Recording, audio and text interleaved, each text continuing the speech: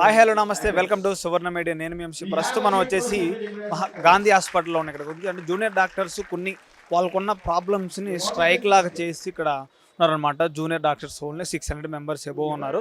చూద్దాం అసలు ప్రాబ్లమ్స్ ఏంటి, ఎందుకు డాక్టర్స్ అనే వాళ్ళు స్ట్రైక్ చేయడం కారణం ఏంటి, మనం చూస్తున్నాం.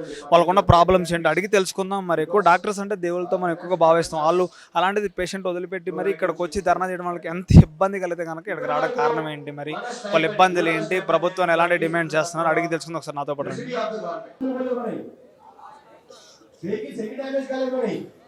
ఎన్ని వెహికల్స్ మిస్సింగ్ అవ్వలేదు పార్కింగ్ ఏరియా నుంచి. యూజీ హాస్పిటల్లో ఎన్ని వెళ్ళారు అవి మొబైల్ ఫోన్స్ పడుకొని ఉంటాం. మనవాళ్ళే కదా రూమ్, మన హాస్టల్ కదా రూమ్ డోర్ ఓపెన్ లాక్ చేయకుండా పడుకొని ఉంటాం. మన ఫ్రెండ్స్ వస్తూ పోతుంటారు అనుకుంటాం.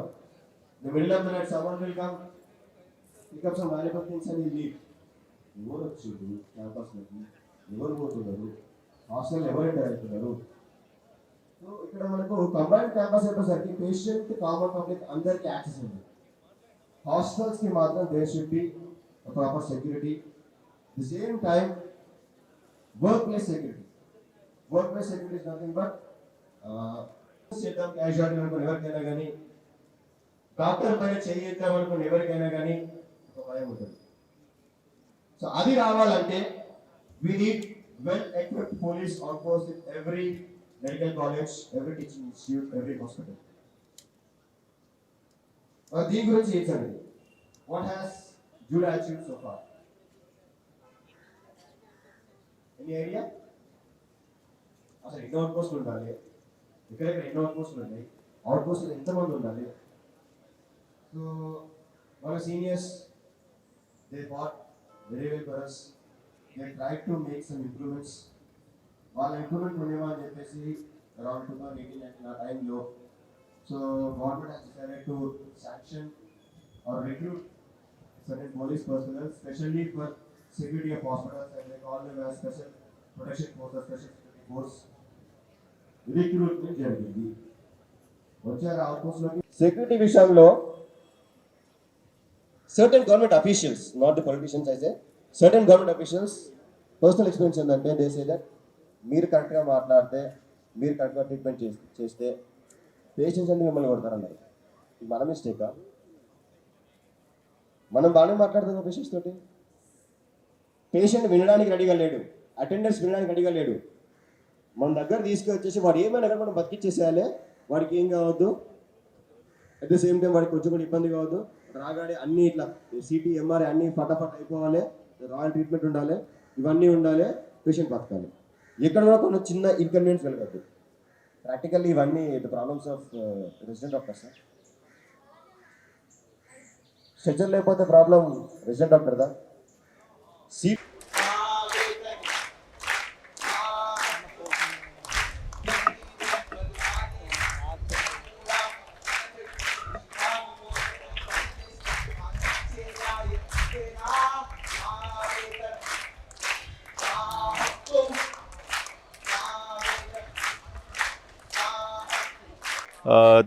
అందరికీ తెలిసిందే, తెలంగాణ జూనియర్ డాక్టర్స్ అసోసియేషన్ తరఫున ఇప్పటివరకు చాలా డిమాండ్స్ చేయడం మరి జరిగింది. అయితే అవి కార్యరూపం దాల్చడం అనేది ఇప్పుడు మెల్లగా మొదలైంది. అయితే నిన్న టాక్స్లో కూడా కొద్దిగా సగం పాజిటివ్, సగం ఇంకా పెండింగ్ ఉన్న విషయాలు అనేవి కొన్ని ఉన్నాయి. సో దాంట్లో ఫస్ట్ ఇష్యూ ఇంకా పెండింగ్ ఉన్నది అంటే సెక్యూరిటీ ఇష్యూ అండి. సో ఈ సెక్యూరిటీ ఇష్యూ అనేది ఏంటంటే 2019లో వెళ్ళిన ప్రపోజల్ స్పెషల్ ప్రొటెక్షన్ ఫోర్స్ అనేది బాలి మెడికల్ కాలేజెస్కి అన్నది. దాని గురించి ఇప్పటి వరకు ఎటువంటి పురోగతి లేదు. సో ఆ స్పెషల్ ప్రొటెక్షన్ ఫోర్స్ గురించి డిఎంఈ మేడంని ఐజీ గారు కానీ డీజీపీ గారు కానీ ఎవరు ఉన్నారో వాళ్ళతో మాట్లాడమన్నారు. మాకున్న ఇన్ఫర్మేషన్ ప్రకారం ఏంటంటే వాళ్ళని రిక్రూట్ చేశారు అన్నట్టు అంటున్నారు. మాకు డాక్యుమెంటల్ ఎవిడెన్స్ ఏది ప్రొవైడ్ చేయలేదు. కాకపోతే వాళ్ళని ఎక్కడ ఒకవేళ రిక్రూట్ చేసి ఉంటే వాళ్ళని ఈ మెడికల్ కాలేజెస్కి డిప్యూట్ చేయడం కానీ డిప్లాయ్ చేయడం కానీ చేయాలి. ఒకవేళ రిక్రూట్మెంట్ కాకపోయి ఉంటే రిక్రూట్మెంట్ వేయాలి అన్నది అదొకటి మా రిక్వెస్ట్ ఉందండి. తర్వాత మిగతా వచ్చేసి బడ్జెట్ ఎస్టిమేట్. మనకి ఇప్పుడు హాస్టల్ ఫెసిలిటీస్ కానీ, లేకపోతే కొత్త కాలేజెస్ బస్సెస్ గురించి కానీ, లేకపోతే కేఎంసీ రోడ్స్ గురించి కానీ, ఈ మూడింటి గురించి నిన్న ఈ స్ట్రైక్ మొదలైన తర్వాత మనకి బడ్జెట్ ఎస్టిమేట్ అనేది చేసి పంపించడం జరిగింది హెల్త్ మినిస్ట్రీ సైడ్ నుంచి. సో ఈ బడ్జెట్ ఎస్టిమేట్ అనేది వెళ్ళింది, కానీ ఇప్పటివరకు అంటే 2019లో SPF ఇస్తా అనేది ఇప్పటివరకు ఇవ్వలేదు. కాబట్టి ఒక ప్రపోజల్ వెళ్ళిన తర్వాత ఎన్ని రోజుల్లో మళ్ళీ టైం పడుతుంది అన్నది మాకు క్లారిటీ లేదు. సో మళ్ళీ ఇప్పుడు ఆ బడ్జెట్ రిలీజ్ చేసుకోవడానికి మళ్ళీ ఒక 2-3 నెలలు తిరగడము, మళ్ళీ తిరగడంలో మాకు టైం వేస్ట్ అవుతున్న ఒకే ఒక ఆలోచనతోటి ఒక రిక్వెస్ట్ ఏం చేయదలుచుకున్నామంటే గవర్నమెంట్ తోటి ఈ బడ్జెట్ ఎస్టిమేట్స్ ఏవైతే చేసిరో, ఒకటి KMC రోడ్స్ గురించి, ఒకటి హాస్టల్ ఫెసిలిటీస్ గురించి, ఇంకొకటి కొత్త కాలేజెస్ బస్సెస్ గురించి, ఈ బడ్జెట్ ఎస్టిమేట్ అనేది ఫైనాన్స్ డిపార్ట్మెంట్ నుంచి శాంక్షన్ ఆర్డర్స్, అంటే మీకు ఇంత బడ్జెట్ అలాట్ చేస్తున్నాము, కన్స్ట్రక్షన్ స్టార్ట్ అవుతుంది అన్నట్టు ఒక అష్యూరెన్స్. సో ఇది మేము ఎక్స్పెక్ట్ చేస్తున్నామండి. సెక్యూరిటీ ఇష్యూ అంటున్నారు కదా, ఇక సెక్యూరిటీ అంటే ఎక్కువ ఏం జరుగుతున్నాయి, అలాంటి సెక్యూరిటీ ఎందుకు అడుగుతున్నారు మీ డాక్టర్స్ అయ్యి కూడా? అంటే బేసిక్గా ఏంటంటే మేము డాక్టర్స్ కాబట్టి డాక్టర్స్కి సెక్యూరిటీ ఉండొద్దు అన్నది ఎక్కడ లేదండి. మొదటిది వచ్చేసి మీరైతే ఎప్పుడైతే గవర్నమెంట్ ప్రభుత్వ హాస్పిటల్లో చూసుకుంటే మెడికల్ లీగల్ కేసెస్ ఇంకా చాలా కుప్పకొల్లలుగా వస్తుంటాయి. కొన్ని అన్నోన్ కేసెస్ అని ఉంటాయి. అన్నోన్ కేసెస్ అంటే అమాంతం ఎక్కడో రోడ్ మీద ఒక పేషెంట్ పడిపోయి ఉంటారు, వాళ్ళని తీసుకొచ్చి ఇక్కడ అడ్మిట్ చేస్తారు. సో ఇట్లా అయిపోయినప్పుడు ఏమవుతుంది అంటే అన్నోన్ కేసెస్ అనేది పోలీస్ డిపార్ట్మెంట్ వాళ్ళకి ఇన్ఫార్మ్ చేయాల్సి వస్తుంది. సో అట్లా ఇన్ఫర్మేషన్ అనేది గ్యాప్ రావడం వల్ల వాళ్ళకి ట్రీట్మెంట్ ఎఫెక్ట్ అయ్యే పాసిబిలిటీస్ ఉంటాయి. మాక్సిమం ఎమర్జెన్సీలో ఆపము, ట్రీట్మెంట్ చేస్తాం, కాకపోతే ఆ బెడ్ అనేది అట్లనే ఉండిపోతుంది. ఇప్పుడు ఈ పేషెంట్ అనేవాడు ఒక దగ్గర అడ్మిట్ అయిన తర్వాత వాళ్ళ ఫ్యామిలీ మెంబర్స్కి కన్వే కావాలి ఇన్ఫర్మేషన్. మేము ట్రీట్మెంట్ ఇచ్చుకుంటూ కూర్చుంటాము, పేషెంట్ ఇక్కడే ఉంటాడు అంటే అది కాదు. సో దీని గురించి ఇన్ఫర్మేషన్ అనేది మళ్ళీ పోలీస్ డిపార్ట్మెంట్కి కన్వే కావాలి. పోలీస్ స్టేషన్ అక్కడెక్కడ ఉంటే అక్కడికి కన్వే చేసి మళ్ళీ అక్కడి నుంచి వాళ్ళు వచ్చి మళ్ళీ నోట్ చేసుకొని MLC కేసెస్కి కూడా మళ్ళీ ప్రతిసారి వాళ్ళు వచ్చి చేసుకోవడము. సో ఇట్లాంటి ఇబ్బంది అనేది అవుతూ ఉంటుంది తరచుగా. ఇది కొత్త మెడికల్ కాలేజెస్లో కొన్ని చోట్ల అవుట్ పోస్ట్ అనేది అసలే లేదు. సో ఇట్లాంటి చోట్లలో ఇబ్బంది అనేది క్రియేట్ అవుతుంది. సో అందుకని ఈ స్పెషల్ ప్రొటెక్షన్ ఫోర్స్ అని అడుగుతున్నాం. స్పెషల్ ప్రొటెక్షన్ ఫోర్స్ అంటే స్పెషల్గా ఏదో డాక్టర్ల కోసం అని అదేదో పెద్దగా కనిపించేసరికి అది పెద్దగా తీసుకుంటున్నారు, కానీ అది ఏం లేదు. కానీ మామూలుగా పోలీస్ కానిస్టేబుల్లా మరి సపరేట్గా ఇస్తారా అన్నది వాళ్ళ ఇష్టం. కానీ ఉన్న అవుట్ పోస్టులను స్ట్రెంథన్ చేయాలి, ప్లస్ కొత్త అవుట్ పోస్టులు పెట్టాలి లేని దగ్గర అని అడుగుతున్నాం అంతే. అదేదో పేషెంట్ల మీద దాడి చేస్తున్నట్టు అట్లా క్రియేట్ చేద్దాం అనుకుంటే అది నిజం కాదు. ఇది బేసిక్గా మా రైట్. అంటే పేషెంట్ల ఇబ్బందుల గురించి, అంటే అన్ఐడెంటిఫైడ్ పేషెంట్స్ అంటే చాలా మంది వస్తూ ఉంటారు. మీకు గాంధీలోనే చూసుకుంటే కుప్పలుగా అన్ఐడెంటిఫైడ్ పేషెంట్స్ అమాంతం ఎవరో వస్తారు, రోడ్ మీద పడ్డారంటారు, అడ్మిట్ చేసేసి వెళ్ళిపోతారు. సో వీళ్ళందరికీ వాళ్ళ ఫ్యామిలీకి కూడా ఇన్ఫర్మేషన్ ఉండాలన్నది అదొకటి మేజర్ రీజన్.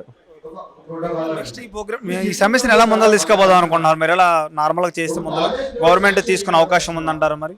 పాజిటివ్ అంటే బేసిక్ ఏంటంటే అండి, అట్లీస్ట్ సగం అంటే ఈ ప్రపోజల్ పంపించడం అనేది అయ్యింది కాబట్టి మేము దీన్ని సమ్మెని ఇంకా ఉధృతం చేసే ఉద్దేశం అయితే ప్రస్తుతానికి లేదు. ఎందుకంటే కనీసం సగం వరకు అయినా అయింది కాబట్టి ఇంకొద్దిగా టైం ఇట్లనే ఉంచుదాం అనుకుంటున్నాము. దీన్ని ఉధృతం చేసే ఉద్దేశం అయితే ప్రస్తుతానికి లేదు. సో ఆ బడ్జెట్ ఎస్టిమేట్ పంపించింది దాన్ని శాంక్షన్ వస్తే మేము దాని గురించి ఆలోచించే అవకాశం ఉంటుందండి. మా ద్వారా మీరు ఏం చెప్దాం అనుకుంటున్నాం గవర్నమెంట్కి? చెప్పదలుచుకుంది ఒకటే అండి, మేము ఆల్రెడీ బడ్జెట్ ఎస్టిమేట్స్ పంపించారు. హెల్త్ డిపార్ట్మెంట్ నుంచి ఎంతవరకు చేయాలనుకుంటున్నారో అంతవరకు చేసినట్టే అనిపిస్తుంది. కాకపోతే అప్రూవల్స్ ఏవైతే ఉన్నాయో ఫైనాన్స్ డిపార్ట్మెంట్ నుంచి దాన్ని కొద్దిగా స్పీడప్ చేస్తే పేషెంట్స్ కోసం కానీ మాకు కూడా ఇమీడియట్గా డ్యూటీస్ జాయిన్ అవ్వాలనే ఉంది. పేషెంట్స్ని ఇబ్బంది పెట్టాలని అసలు లేదు. సో ఆ శాంక్షన్ అనేది చేపించేసుకుంటే తర్వాత కూడా మేము తిరగాల్సి వస్తుంది ఎట్లయినా. ఎందుకంటే ఒక బడ్జెట్ శాంక్షన్ అయినంత మాత్రాన బిల్డింగ్లో లేస్తే అని కాదు. ఈ బడ్జెట్ శాంక్షన్ అయిన దానికి మళ్ళీ బడ్జెట్ వచ్చింది కదా సార్, దీన్ని కొంచెం ప్రాసెస్ చేయండి, టెండర్లకు పిలవండి, ఇవన్నీ కూడా అడగాల్సి వచ్చే అవకాశం రావచ్చు. కానీ అదేమున్నా కానీ కనీసం ఇప్పుడు ప్రస్తుతానికి బడ్జెట్ అన్న రిలీజ్ అయితే తర్వాత మేము ఫాలో అప్ చేసుకోవాల్సింది మేము ప్రయత్నిస్తాం. అనుకుంటున్నారు మరి వాళ్ళు ఖచ్చితంగా బడ్జెట్ ఇచ్చేవారు ఖచ్చితంగా చేయాలనుకుంటున్నారు మరి? ట్రీట్మెంట్ చేయకుండా వాళ్ళకి పేషెంట్లకి ట్రీట్మెంట్లకు చేయకపోవడం అని ఏం లేదండి. ఆల్రెడీ ఎమర్జెన్సీస్ నడుస్తూనే ఉన్నాయి. ఓపీ సేవలు, ఎలక్టివ్ సేవలు కూడా ఆల్రెడీ అసిస్టెంట్ ప్రొఫెసర్స్ ఉన్నారు, SRs ఉన్నారు, వాళ్ళ ఆధ్వర్యంలో ఓపీ సేవలు కూడా నడుస్తూనే ఉన్నాయి. ట్రీట్మెంట్ కావట్లేదు పేషెంట్స్కి అన్నది ఎక్కడా లేదు. అయితే మేము బడ్జెట్ రిలీజ్ చేయడం అనేది హెల్త్ డిపార్ట్మెంట్ అనే దానికి బడ్జెట్ రిలీజ్ చేయడానికి ఇంత ఆలోచించాల్సిన అవసరం లేదు అన్నది మా ఒపీనియన్. అంతే అండి. అంటే ఎంత త్వరగా వీలైతే వాళ్ళ సైడ్ నుంచి ఎంత తొందరగా దీని గురించి మనకు అప్డేట్ వస్తుంది అంత తొందరగా మేము విరమించి ఇప్పటికిప్పుడు బడ్జెట్ రిలీజ్ అనేది మాకు వచ్చినా కానీ ఇప్పటికిప్పుడు వెళ్ళడానికి కూడా డ్యూటీస్కి మేము రెడీగా ఉన్నాం.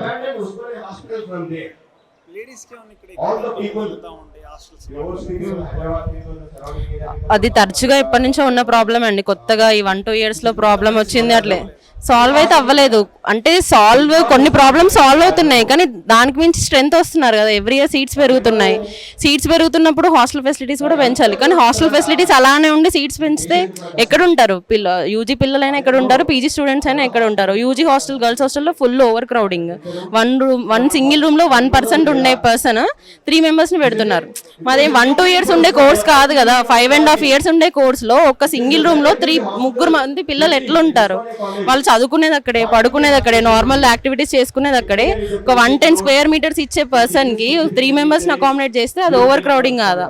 మాకు ఎస్పీఎం సబ్జెక్ట్లోనే ఉంటుంది ఎంత ఒక పర్సన్కి ఎంత స్క్వేర్ మీటర్ ఏరియా ఉండాలి, ఎంత ఉండాలి. అంటే even doctors are not following that norms. ఒక బిలో పావర్టీ లైన్కి మనం ఎలా ఎక్స్ప్లెయిన్ చేస్తాం ఓవర్ క్రౌడింగ్ అనేది? పీజీ హాస్టల్ ఇంకా వాటర్ ఫెసిలిటీస్ ఇష్యూస్ అలానే ఉన్నాయి. పీజీ హాస్టల్లో ఒక్కొక్కసారి సమ్మర్ వస్తే ఇంకా వాటర్ ఇష్యూస్, యూజ్ చేసుకునే వాటర్ ఇష్యూస్ చాలా ఎక్కువైపోతాయి. అది సార్తో మాట్లాడి చేయించుకుంటే ఆ మధ్య 15 days తర్వాత క్లియర్ అయింది ఆ ప్రాబ్లం. అంటే ఎవ్రీ ఇయర్ వస్తుంది, ఒక పర్మనెంట్ సొల్యూషన్ అనేది దొరకట్లేదు. ఎప్పుడైనా ఫైట్ చేయాల్సి వస్తుంది, మాట్లాడాల్సి వస్తుంది. పీజీ స్టూడెంట్స్ కూడా అంతే. 200 members స్ట్రెంత్ ఉంటే ఒక 120 members హాస్టల్లో ఎన్రోల్ అయ్యారు అనుకోండి. ఫస్ట్ 20 membersకే ఎవ్రీ ఇయర్ రూమ్ వస్తుంది. మిగతా 130 members ఎక్కడ ఉండాలి? బయటనే ఉండాలి కదా. అదేదో టైమ్లీ స్టైపెండ్స్ వస్తానన్నా బయట ఉంటారు. ఇటు టైమ్లీ స్టైపెండ్స్ లేవు, ఫెసిలిటీస్ లేవు. హాస్టల్లో ఫెసిలిటీస్ లేవు, హాస్పిటల్లో సరిగ్గా ఫెసిలిటీస్ లేవు. హాస్పిటల్లో కూడా అంత పేషెంట్స్కి ఎలాంటి ఫెసిలిటీస్ ఉన్నాయో డాక్టర్స్కి అలాంటి ఫెసిలిటీసే ఉన్నాయని కొత్తగా హైప్ ఇచ్చి డాక్టర్స్కి చేద్దామన్న ఫెసిలిటీస్ అయితే ఒక్కటి కూడా మాకు కనిపించలేదు. దానికే ఫైట్ చేస్తున్నాం. డిమాండ్స్ ఉన్నాయి మరి మీవి? డిమాండ్స్ అంటే మెయిన్ డిమాండ్స్ స్టైపెండ్ ఇష్యూ ఒకటండి. తర్వాత హాస్టల్ స్టైపెండ్, నిన్న స్ట్రైక్ కూర్చున్నాం కదా, నిన్న నైట్ 11:30కి వేశారు. అంటే ఎప్పుడు స్ట్రైక్ ఉన్నా ముందు రోజు, తర్వాత రోజు, ఆ రోజు అన్నీ వేస్తారు, కానీ ఫైట్ చేయకుండా ఏ పని అవ్వట్లేదు. స్టైపెండ్ ఇష్యూ ఒకటి, హాస్టల్ ఫెసిలిటీస్ ఇష్యూస్ ఒకటి, ఉస్మానియా బిల్డింగ్ ఇష్యూ ఒకటి, కేఎంసీ రోడ్స్ ఇష్యూ ఒకటి. మెయిన్ ఈ ఇష్యూసే. ఇక్కడ బిల్డింగ్స్ అన్నీ ఉన్నాయి కానీ ఉస్మానియా బిల్డింగ్ మాత్రం లేదు. ఇక్కడ గాంధీ చాలా బెటర్ ఉస్మానియాతో పోలిస్తే. ఇంకా గాంధీ తీసుకుంటున్నారు కౌన్సిలింగ్లో చాలామంది. ఉస్మానియాని వదిలేసి గాంధీ తీసుకుంటున్నారు. ఫస్ట్ ఎప్పుడైనా మా అప్పటి నుంచి ఉస్మానియా తీసుకునేవాళ్ళు. కౌన్సిలింగ్లో ఫస్ట్ ఫీల్ అయ్యేది ఉస్మానియా ప్రెస్టీజియస్ మెడికల్ కాలేజ్ అని. అంత ప్రెస్టీజియస్ మెడికల్ కాలేజ్ నేమ్ పోతుంది. ఎందుకు పోతుంది? పట్టించుకోకనే పోతుంది. అంత కూలిపోయే దశలో ఉన్న హాస్పిటల్ని కూడా ఇన్ని గవర్నమెంట్స్ వచ్చినా కానీ పట్టించుకోకుండా, ఏం చేయకుండా అలానే ఉంచుతున్నారు. అడ్జస్ట్ అవ్వండి అంటే ఎన్ని రోజులు అడ్జస్ట్ అవుతారు? ఎవ్రీ రైనీ సీజన్ ఫ్లడ్ వస్తుంది అక్కడ. మొత్తం ఒక బ్లాక్, కింద బ్లాక్ మొత్తం నిండిపోతుంది. అట్లాంటి పరిస్థితుల్లో ఉన్నప్పుడు ఫైట్ చేయకుండా ఏం చేస్తారు చూడాలి. ఖచ్చితంగా చేయాల్సిందే. ఎవరొకరు చేస్తేనే కదా పట్టించుకునేది.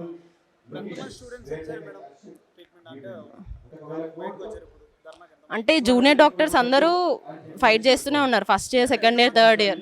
మేము ఈ కాలేజ్లో ఒక్క బ్యాచ్ 200 members అండి స్ట్రెంత్. 600 ఉంటుంది. 3 batches కలిపి 600 స్ట్రెంత్ ఉంటారు. కొందరు లోపల ఉన్నారు, ఇక్కడ ఎండ కొడుతుందని ఇక్కడ కూర్చున్నారు. కానీ అందరం పాల్గొంటున్నాం. Only OPs, elective OTs and OPDs మాత్రమే బాయ్కాట్ అయ్యాయి. ఏ గవర్నమెంట్ ఉన్నా చెప్తున్నామండి అదే, గవర్నమెంట్ హాస్పిటల్స్ని పట్టించుకోండి. అంటే మీ ఇన్వెస్ట్మెంట్ లాగానే చూసుకోండి. అది ప్రజలు ఇక్కడికి వచ్చి వాళ్ళే ఓటేస్తారు ఫ్యూచర్లో కూడా. అంటే ఈ హాస్పిటల్ మీరు ఒక రోల్ మోడల్ లాగా చూపించుకోవచ్చు. మీరు చేశారంటే వేరే స్టేట్స్కి కూడా చేస్తుంది. ఫస్ట్ ఇనిషియేటివ్ మీరు తీసుకోండి. ఒక ప్రైవేట్ కార్పొరేట్కి ఈక్వల్గా చేసుకోండి ప్రతి హాస్పిటల్. ఓవర్ క్రౌడింగ్ని తగ్గించండి, ఫెసిలిటీస్ పెంచండి, బెడ్స్ రేషియో పెంచండి. పెంచినంత మాత్రం డాక్టర్స్ రేషియో పెంచాలి, డాక్టర్స్ ఉండడానికి ఫెసిలిటీస్ పెంచాలి. జస్ట్ పెంచేస్తే సరిపోదు. ఎవరికి ఉండాల్సిన ఫెసిలిటీస్ వాళ్ళకు ఉంటేనే కరెక్ట్గా వర్క్ అవుతుంది సిస్టమ్. పేద ప్రజలు ఎక్కువగా ఎక్కడి నుంచో వస్తుంటారు కదా, మరి వాళ్ళకి ఎలా సదుపాయం ఉందో వాళ్ళకి మరి? ఇది కూడా వన్ ఆఫ్ ది ఇష్యూ అండి. పేషెంట్కు వచ్చాక పేషెంట్తో పాటు ఒక అటెండర్కి అలా ఉంటుంది, కానీ మిగతా వాళ్ళు ఎక్కడ ఉండాలన్నదో ఒక క్వశ్చనే. వాళ్ళకి వెయిటింగ్ హాల్ ఒకటి ఓపీడీ బ్లాక్ ముందు ఒకటి ఉంది, కానీ అది కూడా సరిపోదు. వాళ్ళకి వెయిటింగ్ హాల్ కూడా ఒక బ్లాక్ కడితే బాగానే ఉంటుంది. మా ఇష్యూస్ ఎక్కువైపోయి అది కొంచెం ఫోకస్ చేయలేదు, కానీ that was the major issue. వచ్చిన వాళ్ళు ఎక్కడ ఉండాలో తెలియదు. హాస్పిటల్లో 1-2 attendants మించి ఉండనివ్వరు. ఎక్కడెక్కడి నుంచి వస్తారు. కొన్ని సత్రాలను ఉన్నాయి, కానీ దాంట్లో కూడా ఇంత హాస్పిటల్లో ఉండే అటెండెన్స్ అకామిడేట్ చేయలేదు. వాళ్ళకి వాష్రూమ్ ఇష్యూస్ ఉన్నాయి, మాకున్నట్టే వాళ్ళకి వెయిటింగ్ హాల్స్ ఇష్యూస్ ఉన్నాయి, వాళ్ళకి ఫుడ్ ఇష్యూస్ కూడా ఉన్నాయి. So everyone is facing the problem. Government హాస్పిటల్కి వస్తే డాక్టర్ పనిచేసేవాడే కాదు, ట్రీట్మెంట్ చేయించుకునేవాడికి ఇష్యూ ఉంది, చేసేవాడికి ఇష్యూ ఉంది, మేనేజ్ చేసే వాళ్ళకి కూడా ఇష్యూ ఉంది. అంటే ఎవరు ఆన్సర్ చేయాలి ఇవన్నీ ప్రాబ్లమ్స్? అట్లీస్ట్ డాక్టర్స్ నన్ను అడుగుతారు, మేనేజింగ్ టీమ్ నన్ను అడుగుతారు, ఎవరు ఆన్సర్? మమ్మల్ని అడుగుతారు. ఫస్ట్ ఫ్రంట్ లైనర్స్ మేమే కాబట్టి ప్రతి ఇష్యూ మేమే. ఫస్ట్ పేషెంట్ వచ్చాడంటే డాక్టర్ కదా అటెండ్ అయ్యేది. ఏమైందమ్మా అని అడిగితే ఈ ప్రాబ్లమ్స్ చెప్తారు. నాకు వెళ్ళడానికి లేదు, ఉండడానికి బెడ్డే లేదు, నేను ఎక్కడ ఉండాలి, వార్డ్స్లో ఓవర్ క్రౌడింగ్. సో ప్రతి ఇష్యూ మీద ఫోకస్ చేసి స్ట్రైక్ చేయాలని డిసైడ్ అయ్యాను. Okay, we are not releasing the reports immediately. So why? It's not our problem. Okay, why we are having problem? Because of the machines. We are having 3 automated analyzers. Okay, only 3 automated analyzers for CV purpose. Okay, for that there is no proper technicians in our department. No proper reagents in our department. Okay, so because of that we are having delay. Okay, and second thing, for this histopathology specimens, okay, most of them in a government setup for this histopathology specimen, report should be released within 15 days minimum. But we are taking more than 1 day. This is the top in the right. This is the top. Okay, so where is the problem? Where is the problem? Okay, for processing the specimen, there are no proper technicians. There is no proper reagents. We need formalin, we need alcohol. There are many more things which we require for processing. To segregate all those specimens, all those blocks, where we are keeping, where we are not keeping, how to send the tissues for processing, we don't have it. For that, we people are doing. Okay. For processing the blocks and everything, we are doing. Okay. And that's now those work should be done by the technicians. But we are doing that. Why? Because మేము ఇక్కడ PG చేస్తున్నాము, but నేర్చుకోవాలి. First year మొత్తం అదే వేసుకుంటూ ఉంటాం, clerical works చేస్తాం. Okay, we don't learn anything. Second year వచ్చేసరికి కూడా అంతే. ఓకే, సో ఇప్పుడు మీరు ఏం చేస్తున్నారంటే, I want to tell you that we are taking sample అని మీ శాంపుల్స్ బయటికి పంపించేస్తున్నారు. Okay, most of the institutes they want report immediately and you are sending samples out side.